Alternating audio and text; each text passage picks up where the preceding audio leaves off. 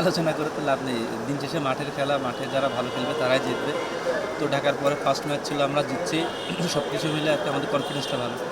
আপনাদের bowling attack নিয়ে কিন্তু অন্যভাবে একটা আলোচনা হচ্ছে। আপনি আছেন, সাথে আপনার আরও অনেক কয়েকজন আছে। বোলিং অ্যাটাক নিয়ে কিন্তু ঢাকা ডায়নামিক্স অনেকেই আসলে অ্যাগ্রেশনের দিক থেকে বলছে এগিয়ে আছে। বিষয়টা আপনি কীভাবে দেখেন? না, অবশ্যই দেখেন, এখানে তাসকিন আছে, আলামিন আছে, শরীফুল আছে, আরাফাত সানি আছে।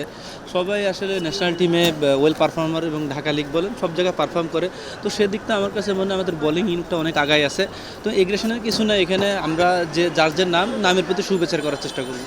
আপনাকে কিন্তু বর্তমানে আসলে জাতীয় দলের জার্সিতে অনেকেই দেখতে চান, কিন্তু অনেকদিন ধরে আপনি বাইরে আছেন। অনেকেই বলছেন যে একটা অন্যভাবে আপনাকে বের করে দেওয়া হয়েছিল, কিন্তু এটা কি আসলে খেলার মাধ্যমে জবাব দিয়েছেন? না, এইটা আসলে এরকম তেমন কোনো কিছু না। আমি চেষ্টা করি যখনই খেলার পারফর্ম করার, হয়তোবা ন্যাশনাল টিমে ভালো খেলিনি এই জন্য হয়তোবা বাদ দিয়ে দিছে, বা তাদের অন্য কোনো প্ল্যান থাকতে পারে। তো আমি যখনই খেলার চেষ্টা করি বেস্টটা দেওয়ার চেষ্টা করি। এখনও তো আসলে আমি ফুরাই যাইনি। যদি আমি এই বিপিএল হাইস্ট টেকার হইতে পারি, অবশ্যই আমার সুযোগ থাকবে। তো আমি আসলে মানে কেন বাদ দিছে বা কেন বাদ করছে এগুলো চিন্তা না করে যখনই খেলতেছি পারফর্ম করার চেষ্টা করতেছি। দেশের বাইরে থেকে অনেক খেলোয়াড় আসছে, যেটা বলা হয় যে একই ড্রেসিং রুম শেয়ার করলে অনেক কিছু আসলে জানা যায়। আপনারা কি আসলে এখান থেকে নিচ্ছেন বা অন্য কিছু পাচ্ছেন কিনা গতবারের তুলনায়? হ্যাঁ, তা তো অবশ্যই। এখানে বিভিন্ন দেশ থেকে প্লেয়ার আসতেছে।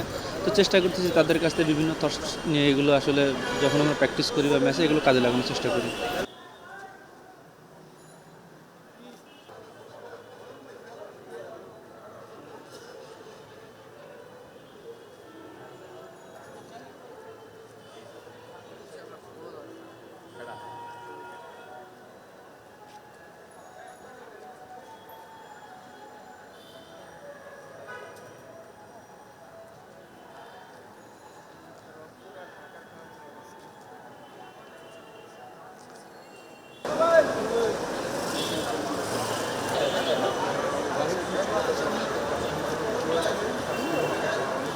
কি বলেছে ঠিকঠাকটা শুনতে